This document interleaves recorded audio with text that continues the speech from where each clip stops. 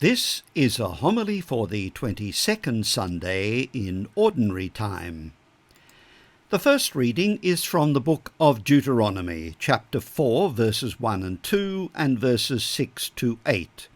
The Gospel for this Sunday comes from the Gospel of St. Mark, chapter 7, verses 1 to 8, verses 14 and 15, and verses 21 to 23. Following the Easter season, the Gospel for Sundays 10 to 16 of Ordinary Time came from the Gospel of St. Mark.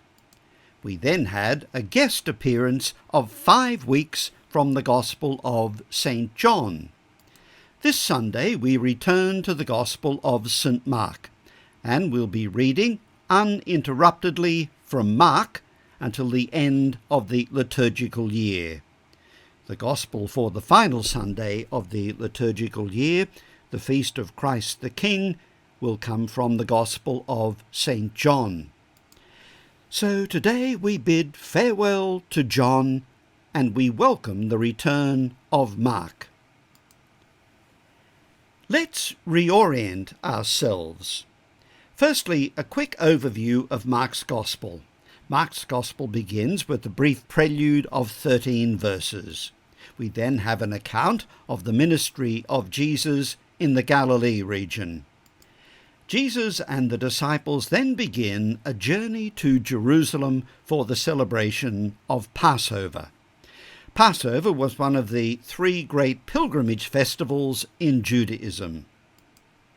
Mark then gives us a day-by-day account of the final week in the life of Jesus. In today's Gospel, we are still with Jesus in the Galilee region. Over the past 5 weeks, we've been reflecting upon chapter 6 of John's Gospel, which began with Jesus feeding thousands of people from 5 loaves and 2 fish. The disciples then head off by boat, while Jesus remains on land, going up a mountain to pray. When evening comes, the disciples are still at sea, and they see Jesus coming towards them, walking on the water. The disciples are terrified, thinking it was a phantom. But Jesus says to them, "Courage, it is I. Do not be afraid." Jesus then gets into the boat with them.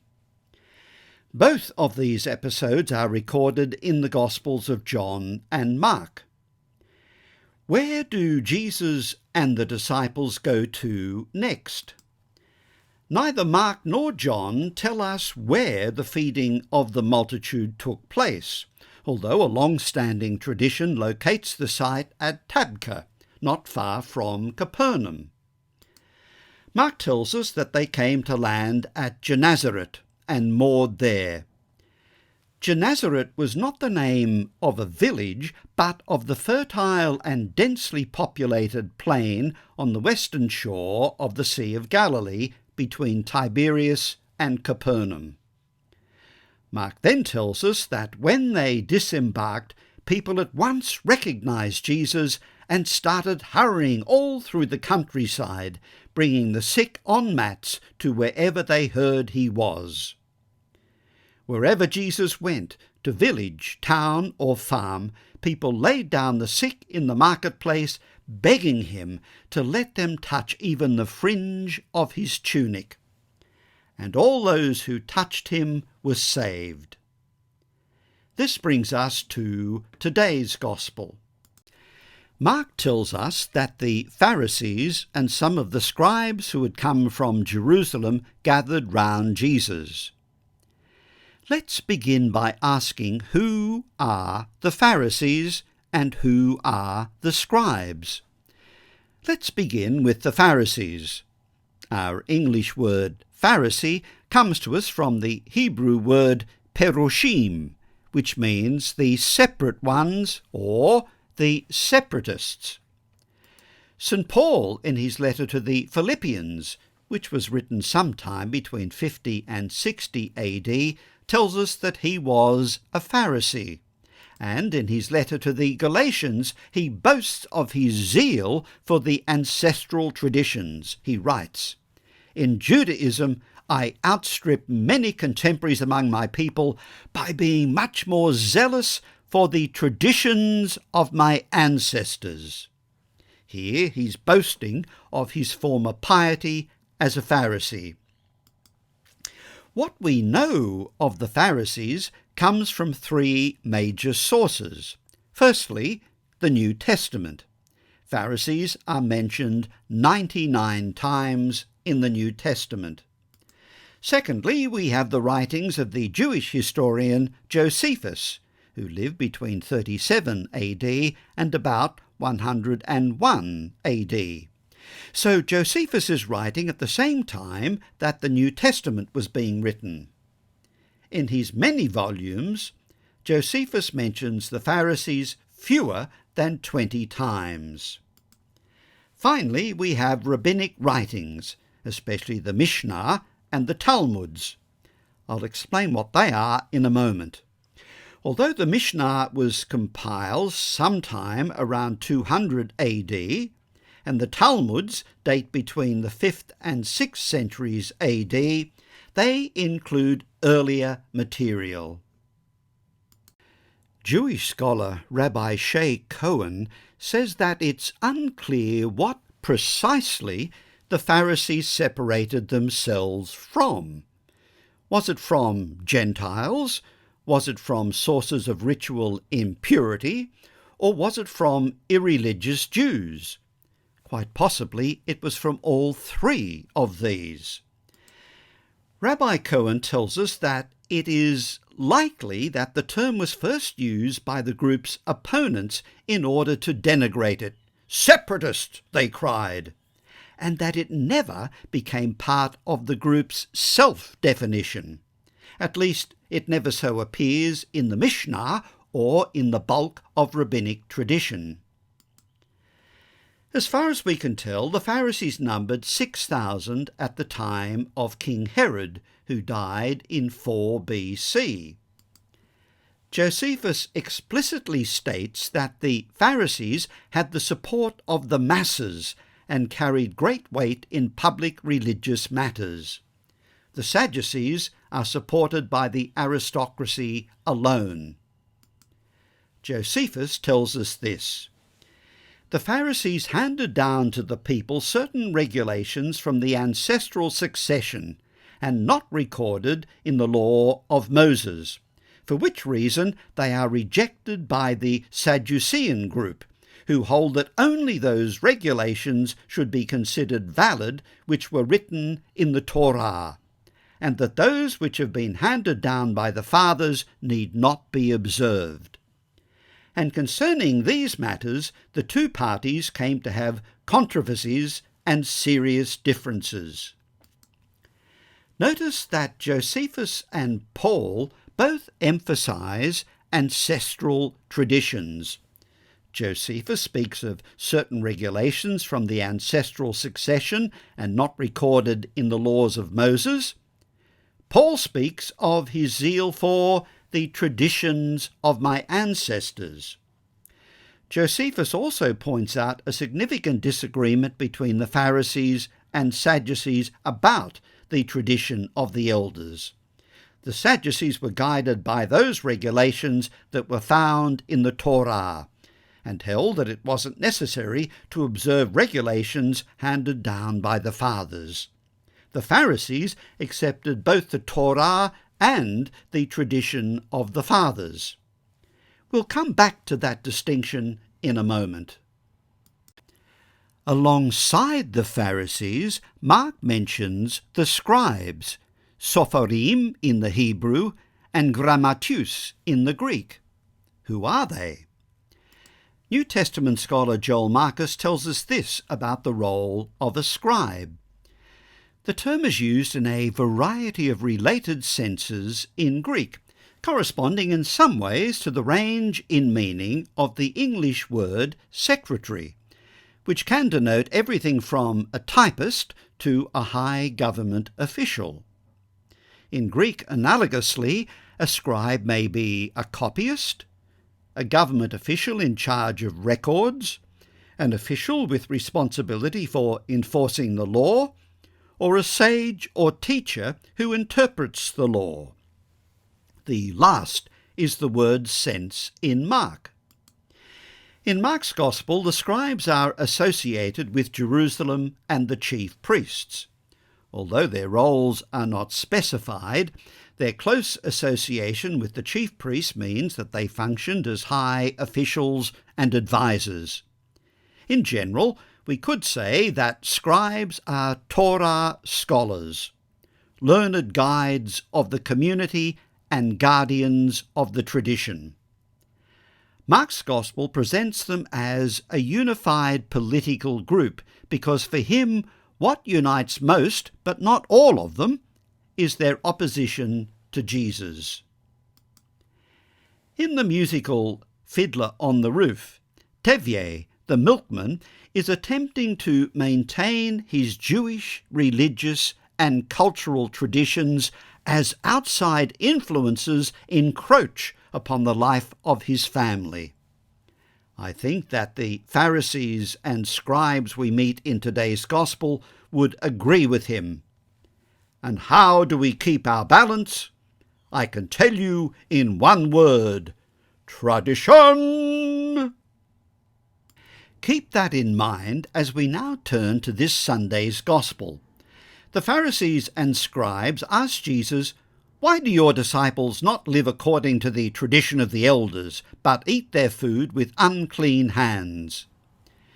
It's important to keep in mind that this is not a question about hygiene, it's about ritual purity.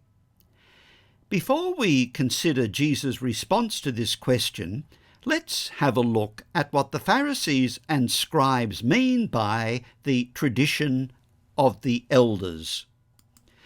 The Christian Bible is made up of the Old Testament and the New Testament. The Jewish Bible includes only the Old Testament, although Jews don't call it the Old Testament. Jews call the Bible the Tanakh. I'll explain in a moment what that word means, but note that what you see here is a single volume. However, at the time of Jesus, the Hebrew Scriptures, what we call the Old Testament, had not yet been gathered together into a single volume, the format that we technically call a codex. At the time of Jesus, the Hebrew Scriptures are a collection of scrolls and not a book. The word Tanakh refers to the three sections of the Hebrew Scriptures. Firstly, the Torah. Secondly, the Nevi'im. And thirdly, the Ketuvim. T for Torah, N for Nevi'im, and KH for Ketuvim. Hebrew was originally written only with consonants. In other words, vowels were not written. But we need to insert vowels if we are to pronounce T, N, and KH. Once the vowels are inserted, we have the word Tanakh. But what do the Hebrew words Torah, Nevi'im, and Ketuvim mean? Torah can be translated into English as law, Nevi'im as the prophets, and Ketuvim as writings. These are the three sections of the Hebrew Bible. The Torah consists of 5 scrolls, 8 scrolls of the prophets, and 11 scrolls of the writings, so there are 24 scrolls altogether. The 5 scrolls of the Torah are Genesis, Exodus, Leviticus, Numbers, and Deuteronomy. The Torah is also known by the Greek name Pentateuch. The word Pentateuch is made up of pente, which means 5, and teuchos, which means scroll or book. So Pentateuch means the 5 scrolls. But what does the word Torah mean? Torah derives from the Hebrew root yara, which means to teach. So one possible etymology of Torah is teaching. But yara also means to shoot, as in shooting an arrow. So it's an image borrowed from archery. When somebody shoots at a target, they're trying to direct an arrow. They aim to hit the bullseye. So Torah assists us in hitting the mark. In other words, the Torah will help us find the right direction on life's journey. In his translation of the Tanakh from Hebrew into English, Robert Alter offers this explanation. Torah means teaching, or, in biblical contexts involving specific laws, something like regulation or protocol, that is, that which is to be taught as proper procedure for a given topic. So, regulation, protocol, and proper procedure are ways of helping us to hit the mark, to do what is correct, to do what is life-giving. The second collection of scrolls is the prophets. This is made up of the scrolls of Joshua, Judges, Samuel, Kings, Isaiah, Jeremiah, Ezekiel, and the 12. One or two things to note here. In the Christian Bible, all of these are included, but the books of Samuel and Kings are each divided into two. The 12 refers to the 12 minor prophets. They are not minor because they are less important, but simply because they are shorter. Altogether, they consist of about 20,000 Hebrew words, so they could all be included together on one scroll, a scroll that would still be shorter than the scroll of Isaiah or Jeremiah or Ezekiel. Thirdly, we have the 11 scrolls of the writings, the Ketuvim. So here is an overview of the Tanakh, or Hebrew Bible. All of these scrolls or books are included in the Christian Old Testament, but arranged a little differently, with the exception of the 5 scrolls of the Torah, which appear in the same order in the Tanakh and the Old Testament. When Mark was writing his Gospel, the Torah and the Nevi'im were the central core of the Hebrew Bible. If we examine the Torah closely, how many commandments do you think we'll find? Some people will immediately answer, we all know that there are 10 commandments. Well, yes and no. Let me explain. The Jewish tradition has been through the Torah, the first 5 books of the Bible, with a fine tooth comb, and they've identified 613 commandments. 365 of them are prohibitions. Don't do this, don't do that. 248 of them are prescriptions. Do this, do that. Now, despite 613 sounding like a lot of commandments, there are a number of matters that remain rather vague. That's where the tradition of the elders comes in. The tradition of the elders is sometimes referred to as the oral Torah, because it was passed down by word of mouth, eventually being written down sometime around 200 AD, and it's known as the Mishnah. I'll come to the Mishnah in a moment, but Jewish scholar Amy Jill Levine explains how the oral and written Torahs function. For the rabbinic tradition, the oral and written Torahs function together. For example, the rabbinic texts explain how the commandments of the written Torah are to be practiced.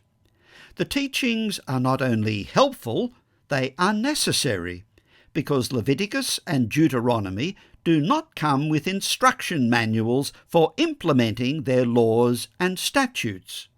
The Torah says that one must put the words of Torah on one's doorposts and gates.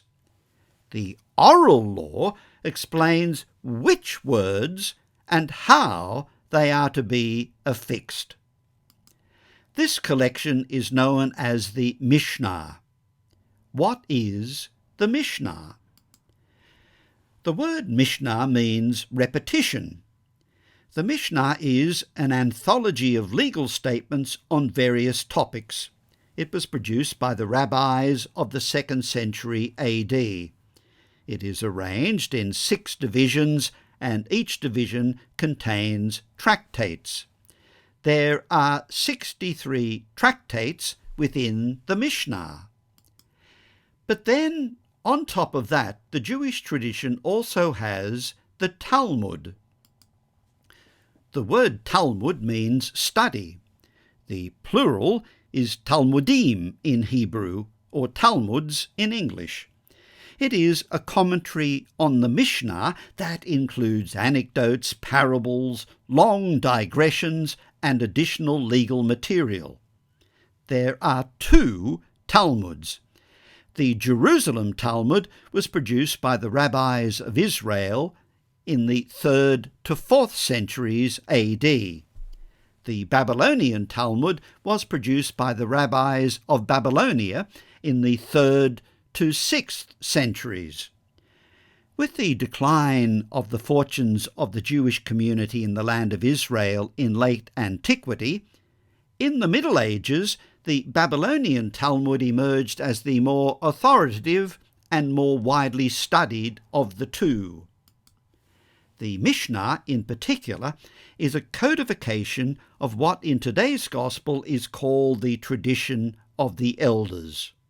Although the Mishnah and the 2 Talmuds were completed well after the New Testament was written, they preserve material that goes back to New Testament times and even earlier.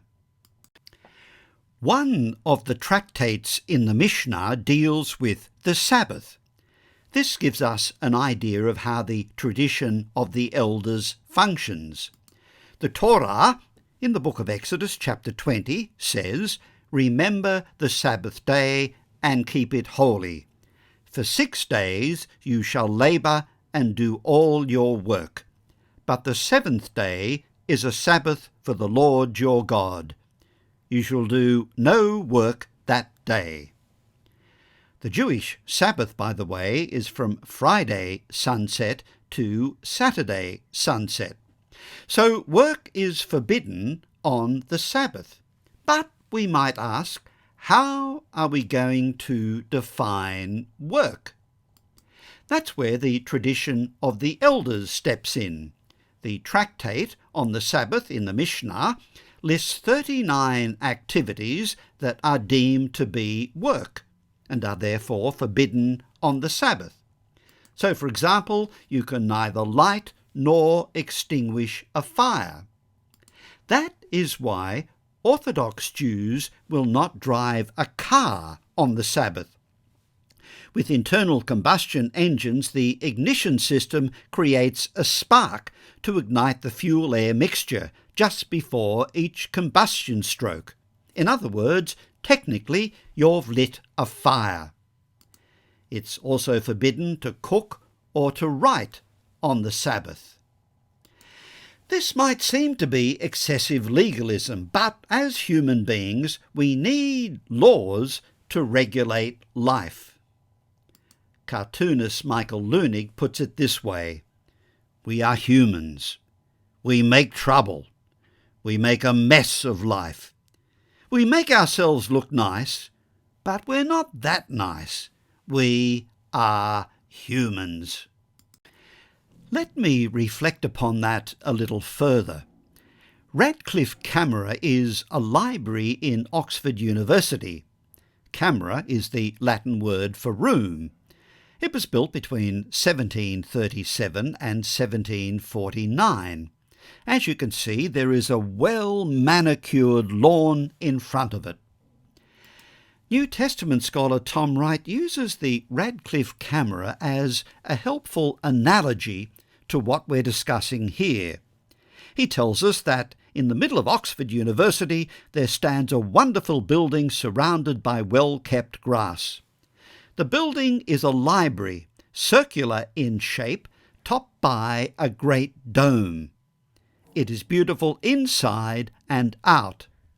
People photograph it, paint it, admire it. It is called the Radcliffe camera.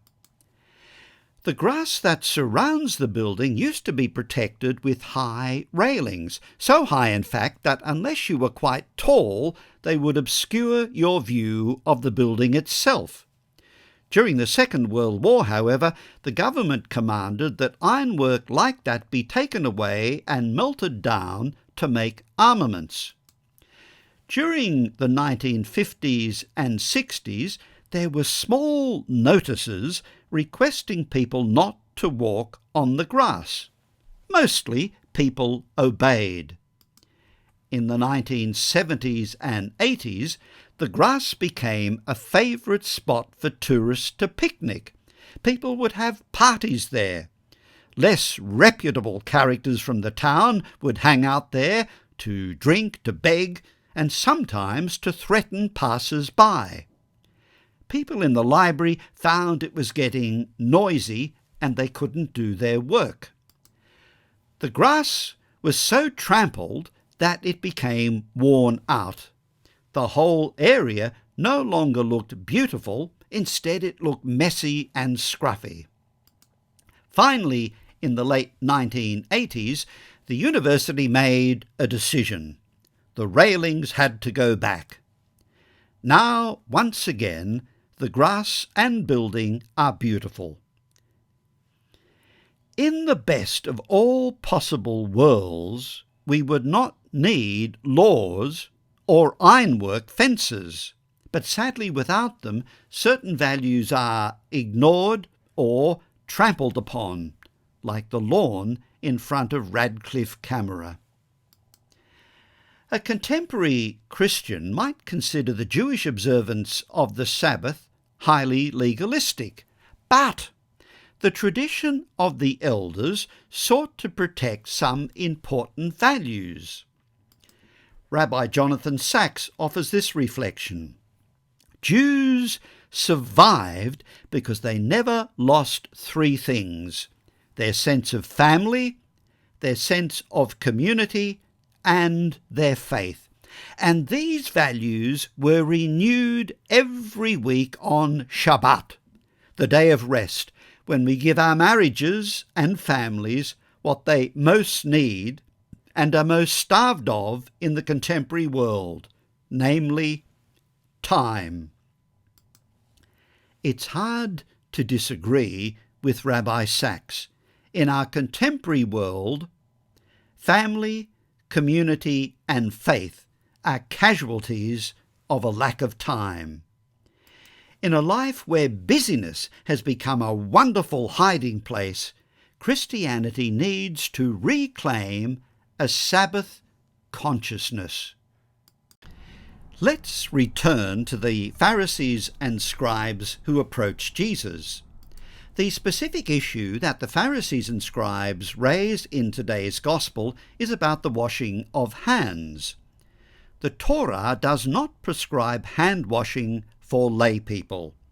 In the Torah, only priests are required to wash their hands before offering a sacrifice.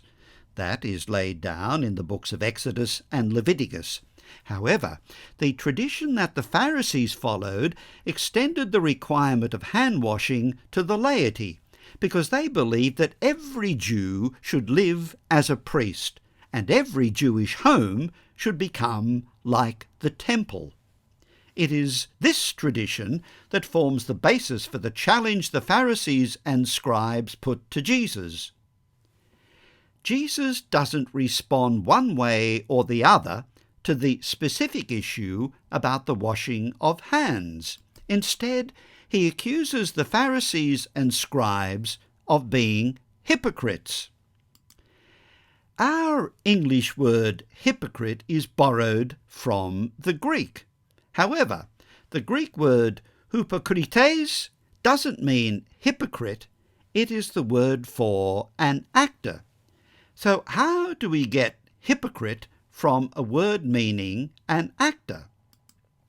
Well, in ancient Greek drama, the story was told out loud by a chorus. At the same time, the story was being acted out by performers who did not speak. They told the story using masks and gestures. So the actor is a person who wears a mask. They pretend to be someone they are not. And that is, in essence, the meaning of our English word hypocrisy, pretending to be someone we're not, acting a part. It refers particularly to the pretense of virtue or goodness. Jesus then turns to the dietary laws. The book of Leviticus, chapters 11 to 15 in particular, deals with clean and unclean food, what can and cannot be eaten. Nothing that goes into a person from outside can make them unclean.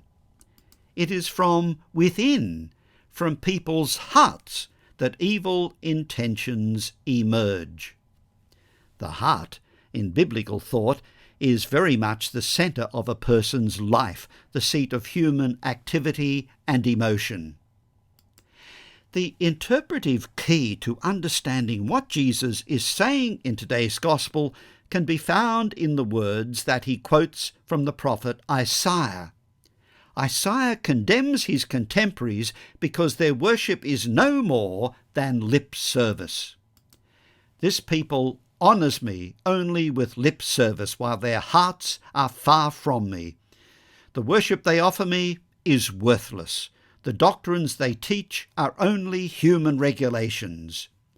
You put aside the commandment of God to cling to human traditions.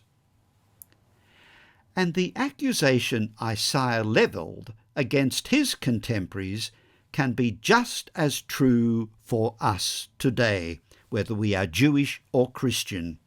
Our worship and all that we do as disciples of Jesus must be an expression of our love for God, not a substitute for it.